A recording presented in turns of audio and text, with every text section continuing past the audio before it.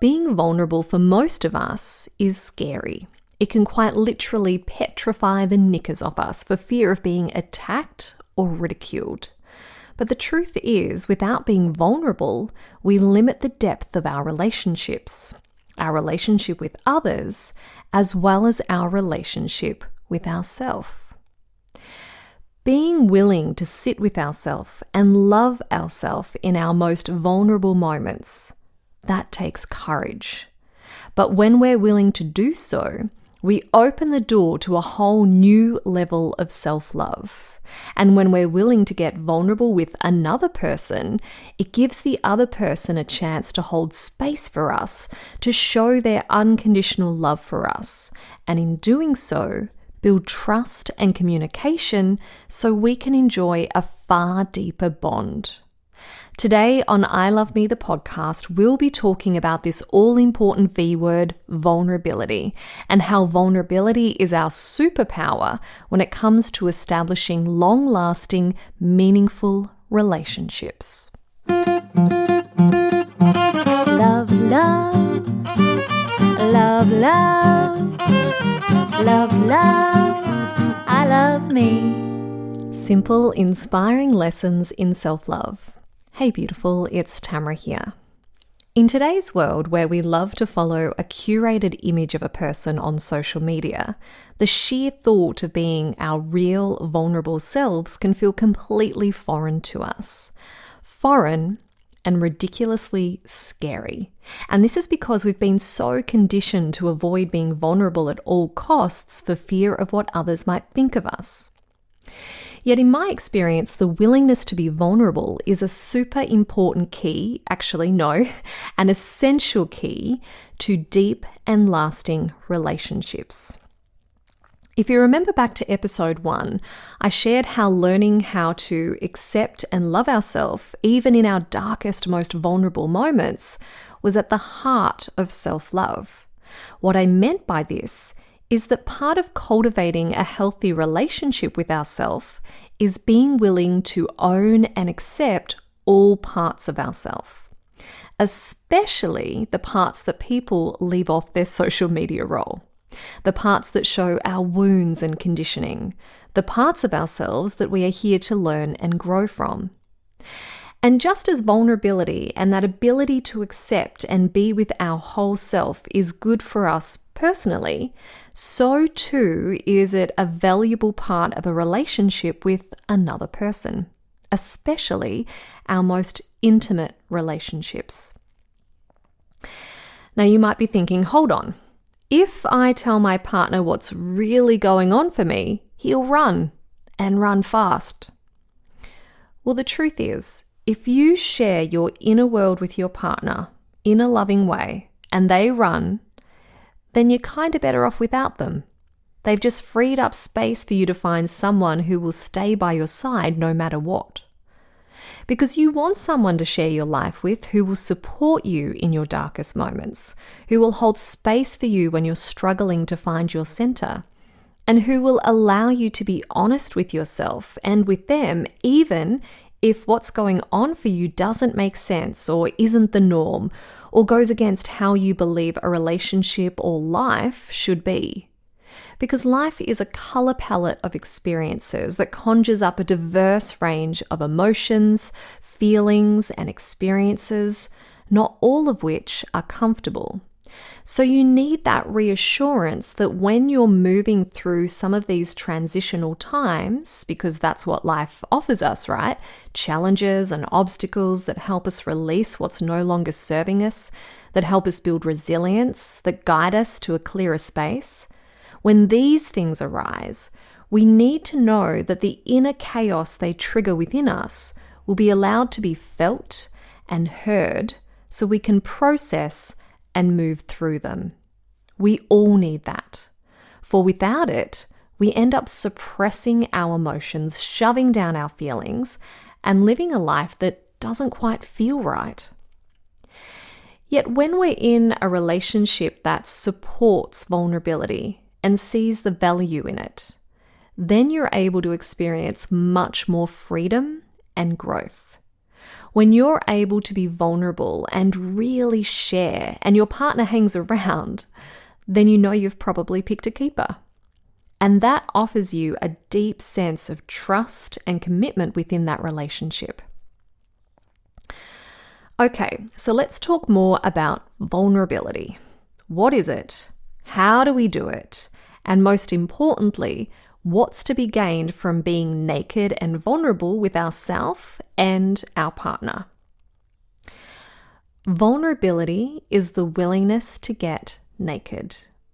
Not physically, although this can be a part of it, but what I'm specifically talking about here is the willingness to get emotionally naked, to share what's really going on for you.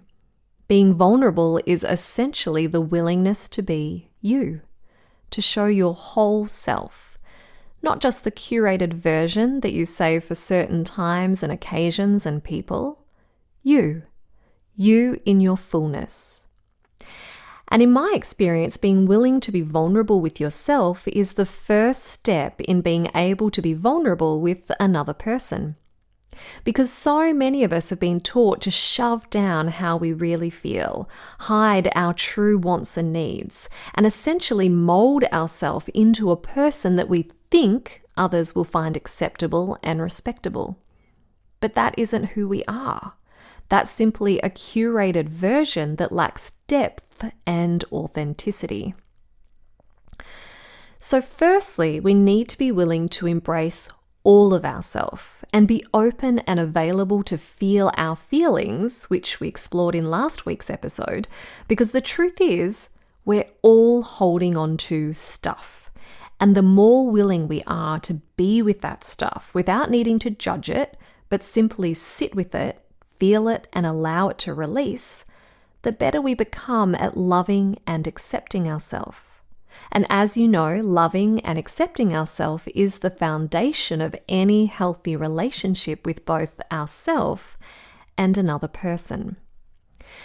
So we want to cultivate this ability to hold ourselves in our most vulnerable moments. This will help us feel safer and more able to do it with someone like a partner. For an essential key to lasting, meaningful relationships is the willingness to get naked emotionally, to be vulnerable. Vulnerability will not only change your relationships, but it will change your life. Think about it. To allow another person to see you feeling your feelings, the whole broad spectrum of feelings that come along with being human, showing your true self, your raw, open, real self. This is truth and honesty at its best. It's saying, this is me. For our real self is not the person most of us parade around our world in.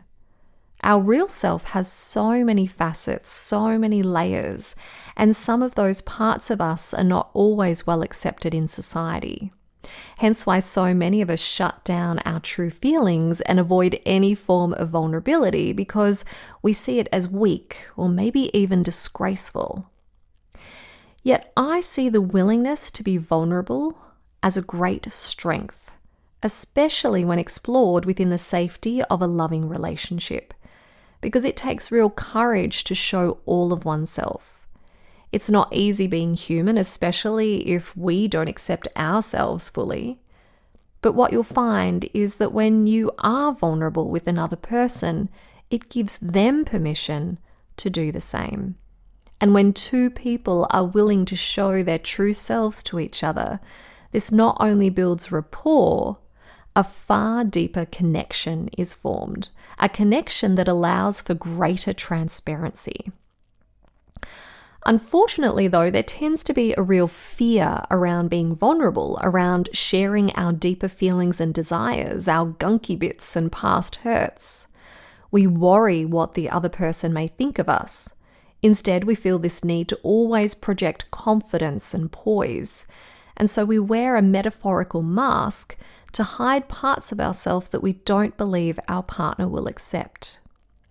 Yet in wearing this mask, we limit the depth of relationship that we can experience with another person because they're only seeing one part of us.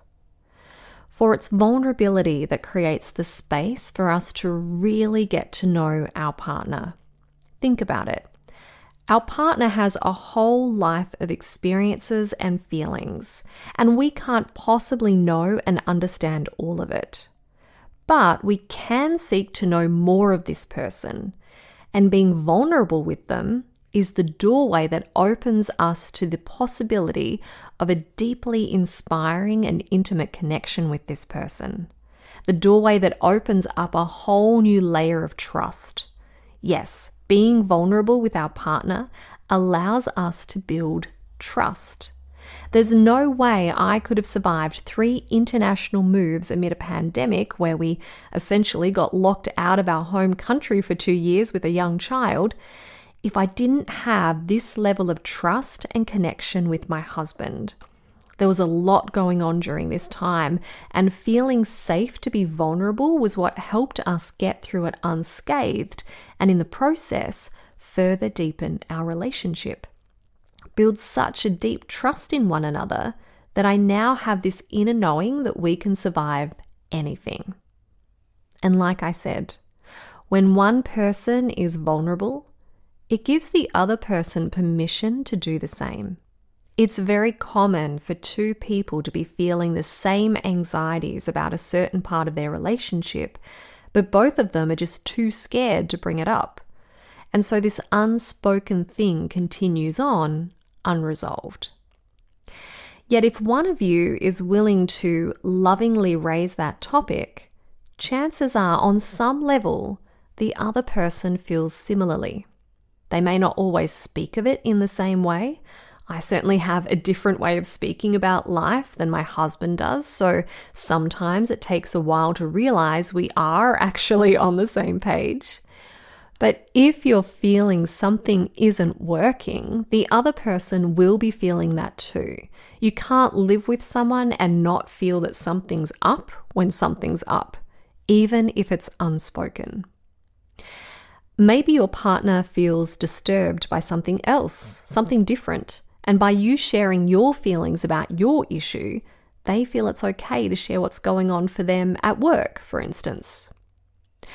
One of the best ways to build rapport and trust with someone is to share a personal experience, to share how you feel about something, not in a whinging, nagging kind of way where you're always complaining about something or blaming it on the other person, but in a considerate way that shows that you're human and you're still figuring things out, just like the rest of us. When we can offer this kind of transparency, then our partner knows that they can trust us to be honest and share what we're really feeling in any given moment. Our honesty and humility is endearing. On the flip side, we might not always like what we're hearing when the other person is being vulnerable, but unless someone starts off with a vulnerable sharing, then both people remain in the dark.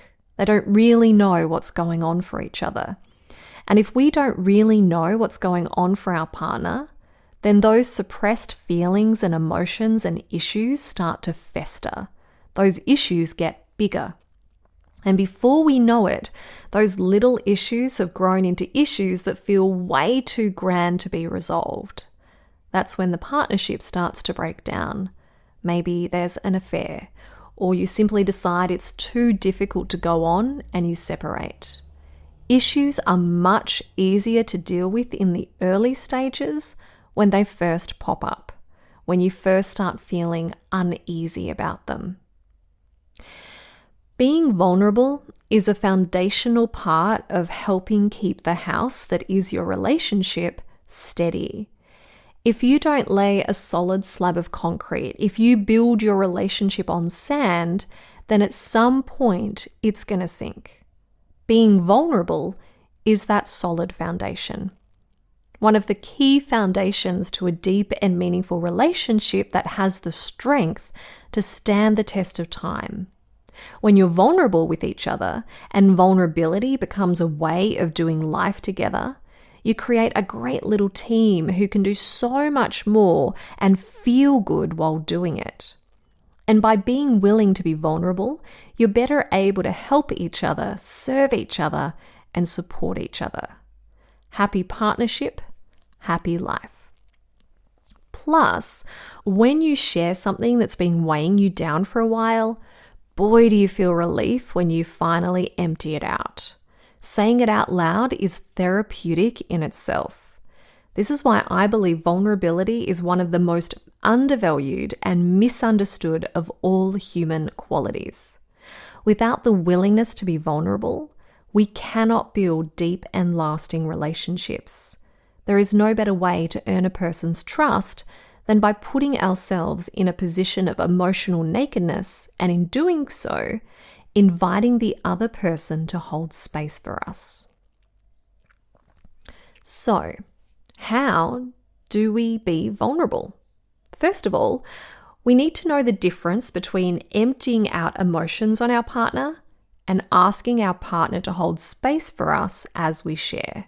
There is a big difference between the two. And if you're just unloading to your partner without any concern for how this may affect them, then you may not be met with such a loving embrace.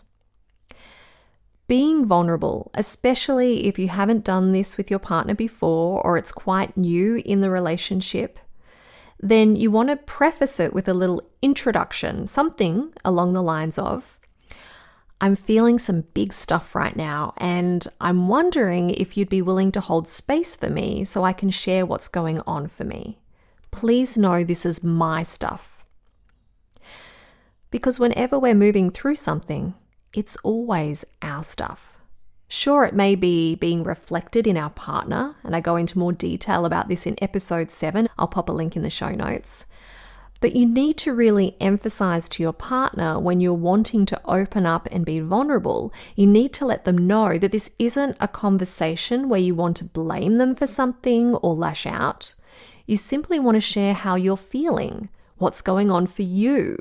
And maybe that is related to some of their decisions or actions or behaviors, in which case you simply want to lovingly communicate how those things are making you feel, without making them right or wrong, but simply wanting to bring to their awareness that their actions have a follow-on effect that doesn't feel good for you. The important thing here is that you need to share how you are feeling, what's going on for you. Keep it about you. Don't expect your partner to fix you, rescue you, or change themselves. This is a practice in sharing what's going on for you without any expectation aside from asking your partner to hold space for you. Maybe there is something that your partner could do to help you out, but it's important to recognize that this is about you simply sharing what's going on for you, how you're feeling, and then allowing what needs to happen without any expectations. I'll share a personal example with you. My husband and I ended up choosing a particular school for our son to begin his school journey because he had some unusual extra needs that this school believed that they could cater for. But it meant that we'd have to drive at least 20 minutes each way, which wasn't a big deal. But when I did the sums after the first term of driving him to school, I realized that I was spending around 2 hours a day on the road. That was allowing for finding a park and waiting for him. And this was taking away from the small window of school time I had to work and prepare meals and do the chores and all that jazz. A year earlier, my husband had decided to change careers so he could better support the family financially. He wanted to take the money earning pressure off me, but it meant that for the first time in our relationship, I would be the one doing most of the cooking and chores and running our son around. And I happily agreed to this because I wanted what was best for our son. And at the time, it also felt good to not have to rush back into work after a year off and actually have to start making money. But in reality, as we headed into term 2 of the year, I started to feel invisible. I started to feel like I was the one that was responsible for all the more mundane bits and pieces of life, the gap filler, if you like. And I felt like after taking a year off work to hang with my son before school started, that now I wanted to dive back into work, that there wasn't really enough time and space for that. I felt like my husband's new career was the more important of the two. And it made me start to think, why even bother trying to create anything when I only get this tiny window of opportunity to work? And now we're always going to put my husband's work first because he's the one currently earning all the money. Now, I need to say my husband wanted to offer me a chance to not have to earn money because I'd been the main breadwinner our whole relationship. So he was doing this because he wanted to support me in having more freedom, less pressure, and a chance to just chill out for a bit. So he was coming from a really loving space, and I was really grateful for this. But this situation was also bringing up some insecurities in me. It was making me feel a bit like I was nothing. I wasn't seen. Because I'd always had this successful career that clearly I'd started to identify with in perhaps not the healthiest of ways. It happens. And of course, this feeling of not being seen, this was all in my head because my husband always appreciated me. But when we have a limiting belief playing out, then our experience of a situation might be quite different to the actual reality of it. And I share more about how limiting beliefs work in episode 2, Programmed for Love, which I'll pop a link in the show notes.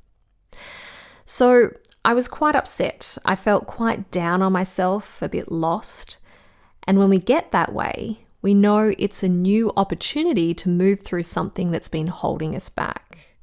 And so firstly, I was unable to pinpoint exactly what the problem was.